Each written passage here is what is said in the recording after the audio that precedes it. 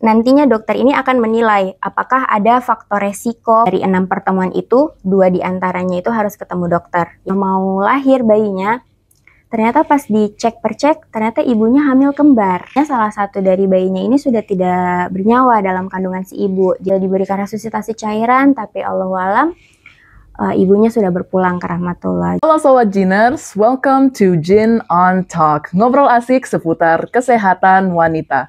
Let's talk about women's health.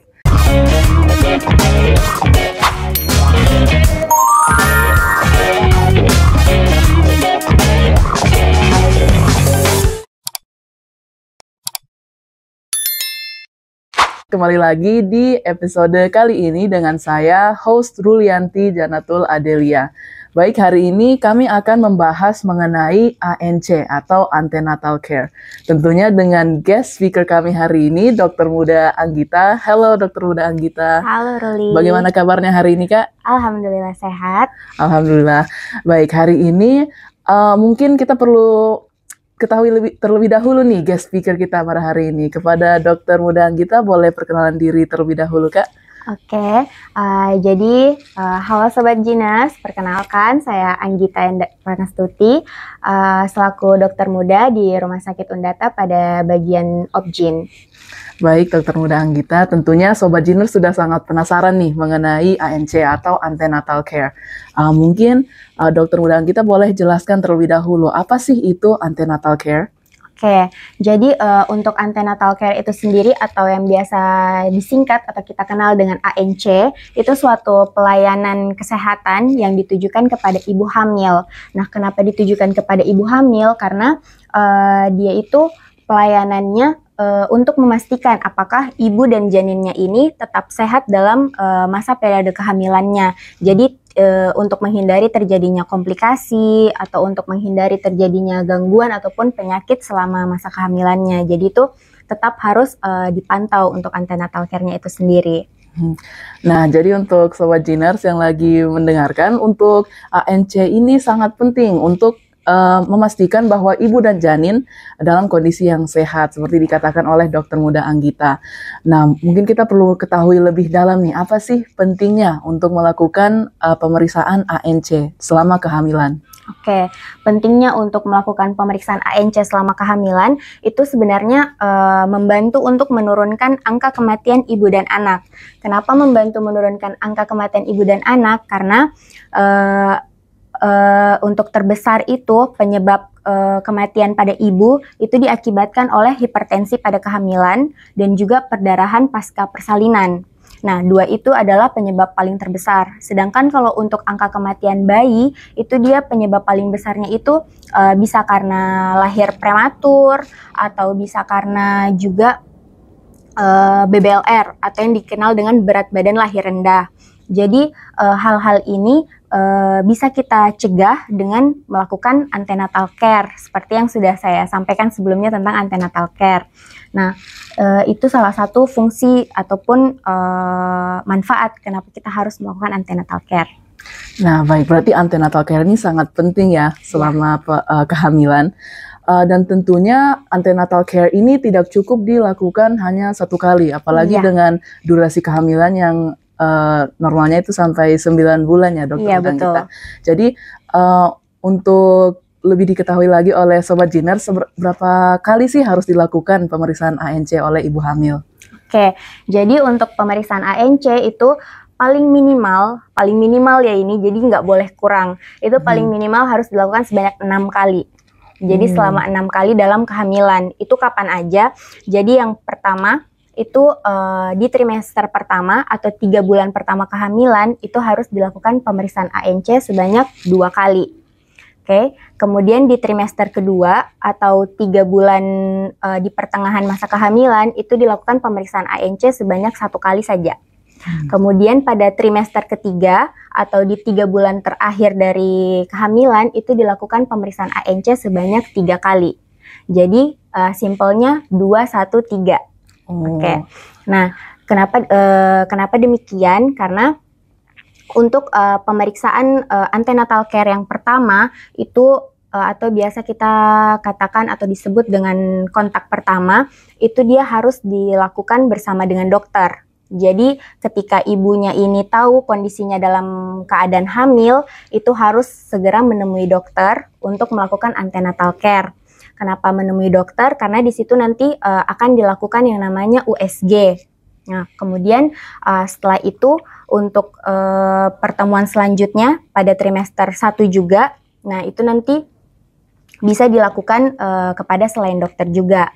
Kemudian pada trimester 1 ini itu kita harus ketemu dengan dokter karena nantinya dokter ini akan menilai apakah ada faktor resiko penyulit daripada kehamilan si ibu, atau misalkan ada terjadi komplikasi pada kehamilan yang awal, atau mungkin ada penyakit penyerta yang mungkin bisa terjadi pada ibu yang hamil. Jadi dari awal itu sudah dideteksi memang atau di screening secara dini. Nah, kemudian kalau untuk trimester kedua itu cukup dilakukan 1 kali. Kemudian untuk trimester ketiga itu dia tadi dilakukan 3 kali. Nah, tapi untuk kunjungan yang kelima itu harus menemui dokter lagi. Jadi untuk menemui dokter harus yang di pertemuan pertama sama di pertemuan kelima. Oke, kalau yang di pertemuan kelima, kenapa kita harus ketemu sama dokter? Itu karena untuk mempersiapkan persalinannya. Apakah si ibu bisa lahir secara normal, ada faktor resiko atau tidak, bahaya atau tidak, apakah harus untuk dirujuk ke rumah sakit yang lebih fasilitasnya mungkin untuk dilakukan SC atau seksosesaria. Ya, kemudian juga dinilai faktor resikonya yang tadi. Nah, seperti itu sih. Jadi dari 6 pertemuan itu, 2 diantaranya itu harus ketemu dokter, yaitu di pertemuan pertama sama pertemuan kelima, karena akan dilakukan USG. Nah, berarti totalnya ada 6 pertemuan ya, Dokter Muda Anggita. Jadi untuk Sobat Jiners, boleh diperhatikan itu ke-6 pertemuan ini sangat penting karena ke-6 pertemuannya dilakukan pada tahapan kehamilan yang berbeda-beda dan tentunya tujuannya berbeda untuk setiap pertemuan.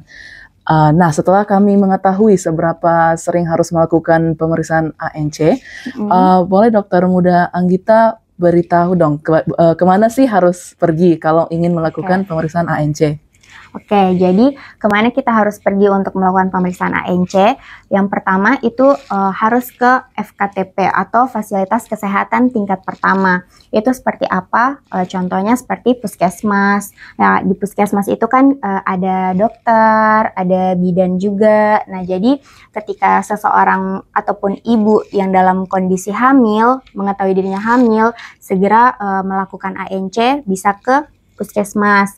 Kemudian selain dari puskesmas bisa ke klinik keluarga atau dokter keluarga, itu juga masuk FKTP. Nah, seperti yang saya jelaskan sebelumnya, kalau untuk pertemuan pertama sama pertemuan kelima itu harus ketemu dengan dokter. Apakah pertemuan-pertemuan lain juga harus ketemu dengan dokter? Itu tidak harus. Yang penting kita untuk melakukan ANC-nya ini ke FKTP. Nah, untuk pertemuan kedua, pertemuan ketiga, 4, dan 6 itu bisa dilakukan pemeriksaannya oleh bidan mungkin di puskesmas, terus atau tenaga kesehatan yang memang terlatih atau sudah komprehensif dalam melakukan pemeriksaan ANC. Nah, jadi Sobat Jiners sudah tahu kan harus kemana kalau ingin melakukan pemeriksaan ANC.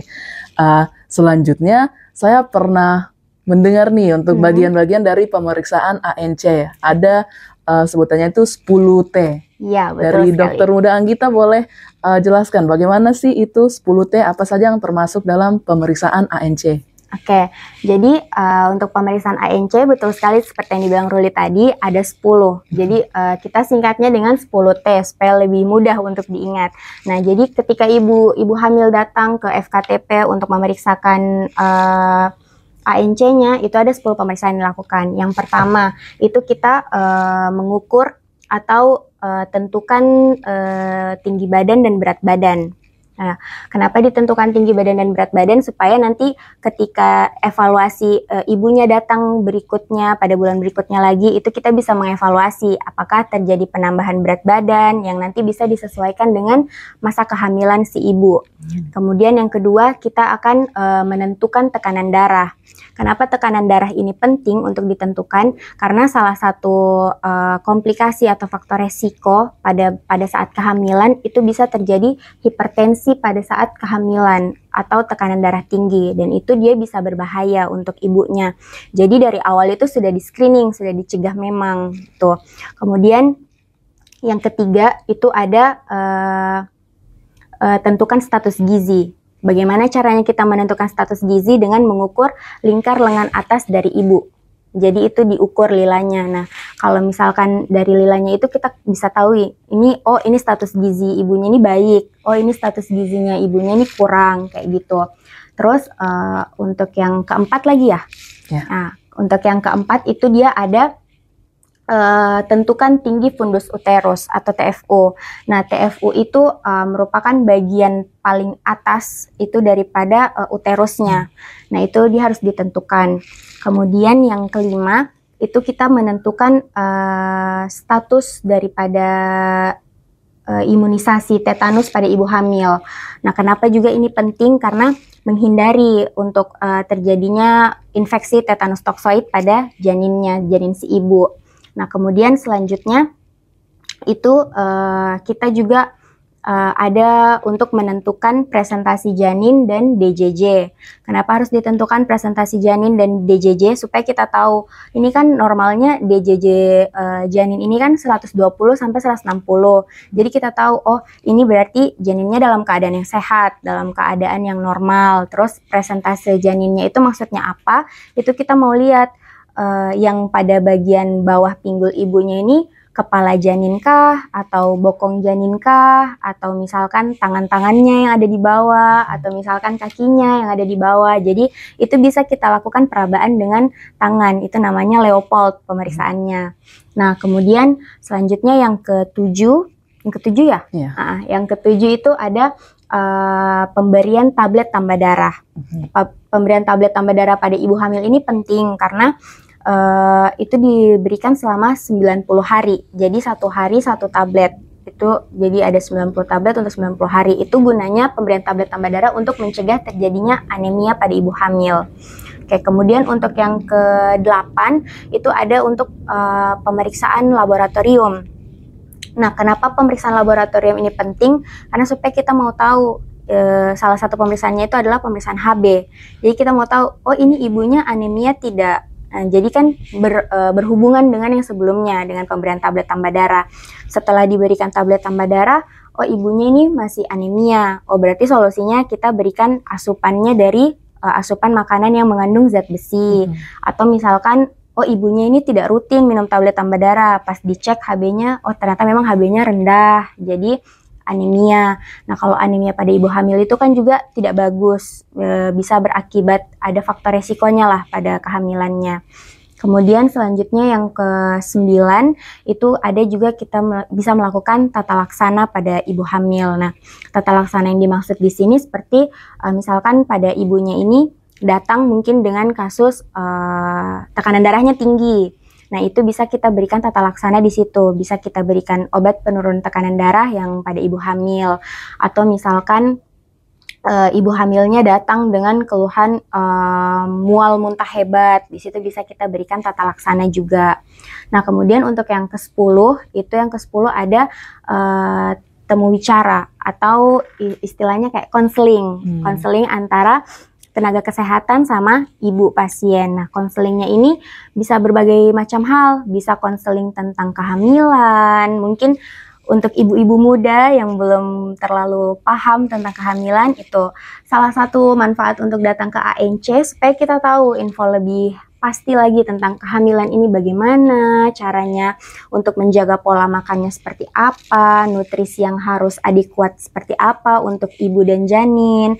Terus juga nanti bisa diberikan konseling terkait keluarga berencana KB, karena kan seperti program pemerintah ada keluarga berencana, itu gunanya untuk menjaga jarak kelahiran antara anak pertama dengan anak berikutnya gitu. Kemudian selain itu juga konseling yang bisa diberikan terkait bagaimana nanti setelah anaknya lahir, ibunya akan memberikan ASI, bagaimana caranya, bagaimana supaya ASInya bisa keluar, tidak seret jangan sampai stres. Nah, itu kan konseling seperti itu saya rasa sangat membantu untuk memberikan dampak positif untuk ibu-ibu yang sedang hamil supaya tidak terbawa stres seperti itu. Jadi itu tadi ada 10T pemeriksaannya. Ya, baik. Itu penjelasan yang sangat lengkap mengenai semua bagian dari pemeriksaan antenatal care yang termasuk dari 10T. Nah, tadi salah satu poin yang sempat Dokter Muda Anggita jelaskan adalah kemungkinan terjadinya hipertensi pada ibu hamil. Nah, sekiranya apakah ada lagi komplikasi atau potential risks yang dapat identifikasi ataupun dapat terjadi selama dari antenatal care ini? Oke, jadi dari antenatal care ini positifnya atau dampak yang positif itu kita bisa tahu faktor risiko atau komplikasi apa saja yang terjadi pada ibu hamil. Contohnya seperti yang sudah disebut Ruli tadi, kayak hipertensi pada kehamilan. Nah, selain hipertensi pada kehamilan, apa yang bisa kita tahu? Tadi seperti anemia, itu bisa kita tahu karena janin itu kan apa yang ibunya makan pasti janinnya juga akan dapat. Kalau bahasa orang-orang kan kayak seperti itu. Nah, jadi ketika ibunya ini tidak cukup asupannya, pasti juga janinnya akan kekurangan asupan. Nah, ketika ibunya juga HB-nya rendah atau anemia, pasti juga berpengaruh untuk janinnya.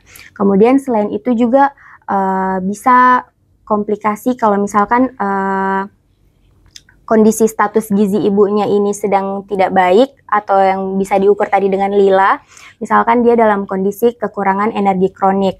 Nah, itu nanti ketika bayinya lahir, itu bayinya bisa dalam keadaan prematur atau tidak cukup bulan. Nah, kemudian selain prematur juga bayinya bisa lahir dengan BBLR atau berat badan lahir rendah. Jadi bayi-bayi yang lahir dengan BBLR itu biasanya nanti masa pertumbuhannya itu akan terganggu dalam status gizinya juga. Jadi itu penting sekali untuk kita ibu-ibu muda ataupun ibu-ibu yang hamil, penting sekali untuk melakukan antenatal care karena dari situ kita bisa mendeteksi secara dini. Oh, ini di kehamilan saya ada resiko, di kehamilan saya nanti bisa terjadi komplikasi.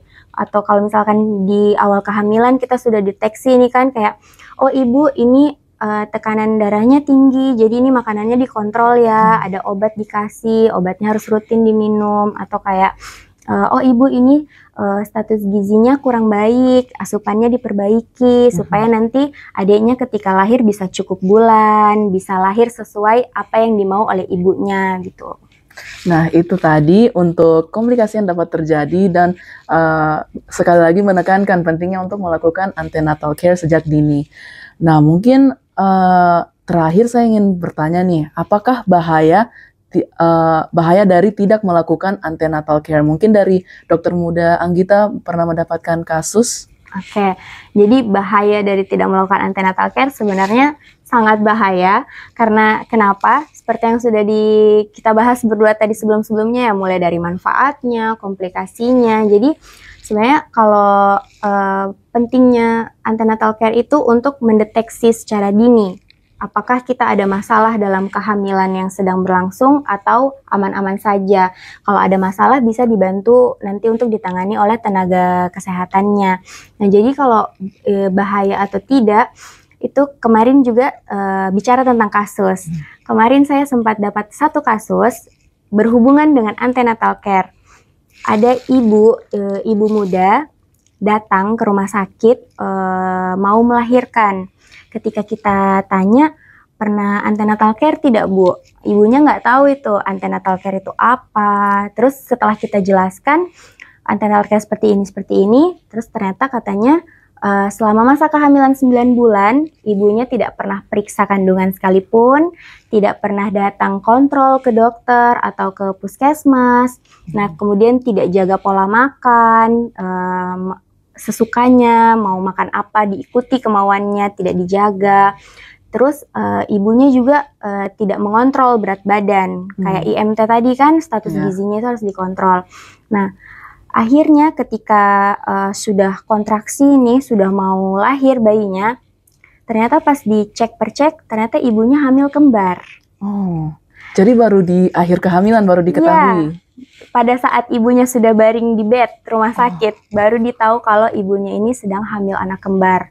Terpas ditanya sama ibunya sendiri tidak tahu. Kenapa tidak tahu? Karena tidak pernah memeriksakan kehamilannya di puskesmas, di FTK, fasilitas kesehatan tingkat pertama. Itu tidak pernah diperiksakan. Jadi ibunya ini hamil kembar, dan itu kemudian ketika bayinya ini lahir, ternyata salah satu bayinya itu sudah meninggal di dalam kandungan. Jadi tuh kayak tadi kan salah satu yang diukur kan DJJ atau denyut jantung janin kan, karena tidak pernah ditahu, akhirnya salah satu dari bayinya ini sudah tidak bernyawa dalam kandungan si ibu. Jadi ketika dilahirkan, yang satu alhamdulillah selamat, tapi yang satu sudah tidak selamat dari dalam kandungan, karena itu kurang mengerti tentang apa itu ANC. Nah, kemudian yang lebih ironisnya lagi, setelah melahirkan, ibu ini mengalami yang namanya perdarahan postpartum atau perdarahan pasca persalinan. Itu bisa menyebabkan shock hipovolemik juga pada ibunya. Nah, seperti yang saya sampaikan tadi di awal, salah satu penyebab terbesar kematian pada ibu itu kan perdarahan postpartum. Nah, perdarahan postpartum ini terjadi pada ibu ini. Sudah ditangani semaksimal mungkin, sudah diberikan resusitasi cairan, tapi Allahualam ibunya sudah berpulang ke rahmatullah. Jadi itu ya teman-teman, penting sekali untuk kita melakukan yang namanya ANC untuk mendeteksi dari awal. Ini kita lagi kondisi hamil, kira-kira yang baik yang mana, yang buruk yang mana, supaya kedepannya kandungannya ini atau kehamilannya ini bisa terjaga. Jadi ibunya selamat, bayinya pun selamat. Jadi tidak ada yang dirugikan gitu. Ya, baik, berarti dari kasus yang kita baru mendengarkan tadi, ada banyak hal yang sebenarnya bisa dicegah dengan melakukan ANC terlebih dahulu dari awal kehamilan. Baik, jadi untuk Sobat Jiners, jangan apabila sudah memasuki masa kehamilan nih, jangan lupa untuk melakukan ANC untuk menghindari seperti kasus yang tadi Dokter Muda Anggita sempat jelaskan. Baik, mungkin itu saja untuk pertanyaan-pertanyaan hari ini dari Dokter Muda Anggita. Mungkin ada closing statement untuk Sobat Jiners yang sedang menonton episode hari ini. Oke, jadi untuk closing statement dari saya, untuk ibu-ibu muda di luar sana ataupun perempuan-perempuan yang nantinya akan hamil pada kedepannya, jangan pernah abai untuk melakukan ANC atau antenatal care, karena kita sayangi diri, sayangi juga anaknya, sayangi keluarga. Jadi jangan pernah diremehkan terkait untuk antenatal care itu sendiri. Walaupun mungkin sibuk bekerja, sibuk kuliah, atau sibuk lagi tugas, atau kesibukan apapun itu, jangan pernah sekalipun untuk mengabaikan untuk pemeriksaan antenatal care, karena itu akan bisa berbahaya nantinya untuk kedepannya kalau tidak diperiksa. Nah, baik, terima kasih banyak untuk Dokter Muda Anggita. Baik, untuk menutup hari ini, untuk teman-teman Sobat Jiners, jangan lupa untuk like, comment, dan juga subscribe di akun YouTube Jin On Call. Untuk menutup, mungkin Dokter Muda Anggita bisa bersama kita sebutkan jargon kami. Jin On Talk, let's talk about women's health. Oke. Ready? Jin On Talk, let's talk about women's health. Okay, see you next time.